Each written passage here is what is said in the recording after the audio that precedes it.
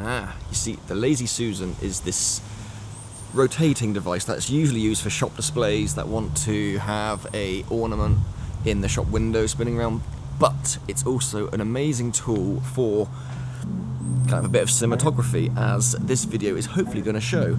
Now, I've got it set up on a tier of 3 tables, which I'll show you now, which is ridiculous in the garden. And I'm also contending with multiple clouds in the sky, people cutting their grass, sounds, dogs barking, and I don't even know if this video is going to work, but I want to try it and I want to show you how you can use a Lazy Susan, about £40, an electronic one, to get some amazing cinematic results. Just watch me.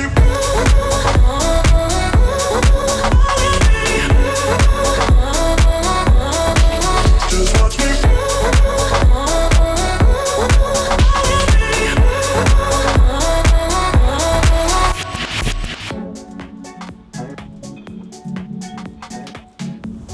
So I'm using the remote shutter to set it off, record for like 4 seconds, talk to the camera, manual focus, not even sure if I'm in focus, but we'll see on the computer.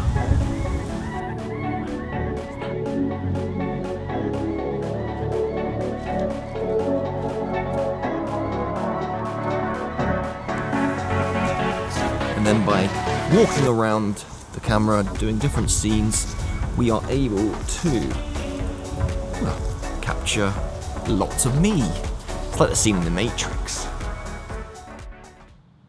So here we are on the computer in Premiere Pro. This is the software I use for all of my video editing, and as you can see, the effect we have created by using the Lazy Susan is a simple masking technique. Now, we have a base plate footage, which we have behind all the other footage, which is recorded with no people, and all we have to do to make the overlay work of multiple characters is to cleverly mask out, as you can see here, the guy just pops in from nowhere behind me, and that's because we've masked it behind my arm in the foreground, as you'll see here. If we move that around, you can see what it's showing and what it's not showing.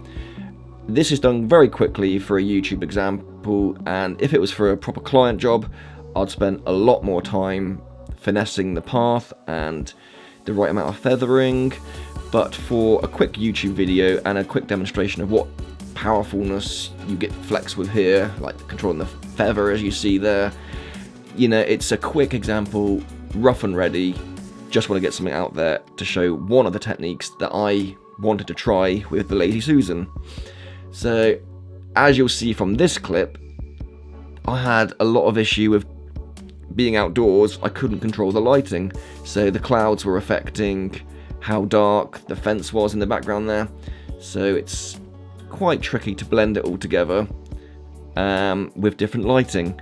If you were in a studio environment, it would be so seamless and easy. Everything would be lit the same. There'd be no kind of variations, but we're contending with natural elements, so again, it's just for the rough and ready process.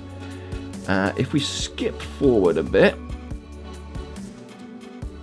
so as you can see here, we're trying to match up the positioning of that fence post so we can quite easily start masking with it in the right position. So it just takes a couple of keyframe nudges until we're happy. As you can see, almost in the middle there behind that person's head, that's my head person, that is where we're going to use as our marker kind of for the seamless blend. And once that's in place, it will be a simple case of drawing a pen tool on the opacity area of your layer,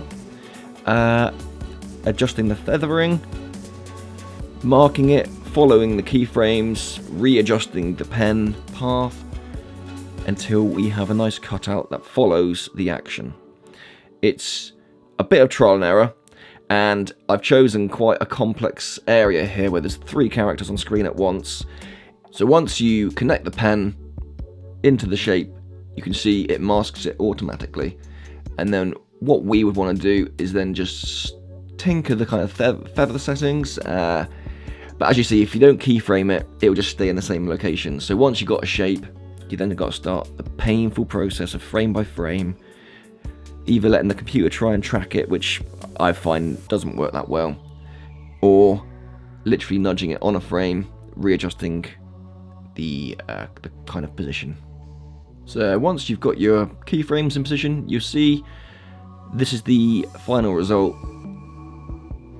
as it follows the character around, and very rough. And you can go in and adjust the kind of pen points each time. So yeah, this is just one of the ways that I think you can use the Lazy Suzan. Next video we're going to talk about another way, which will be a lot better. But yeah, that's probably it for this video. It's a quick one, a quick test one that I just wanted to try, throw out there, give you some ideas of how you can use it. I am already thinking how you could use this for time lapses quite well if you needed to see more of the scene. Also, I use this a lot for my product intros, which you would have seen in previous videos. Examples now.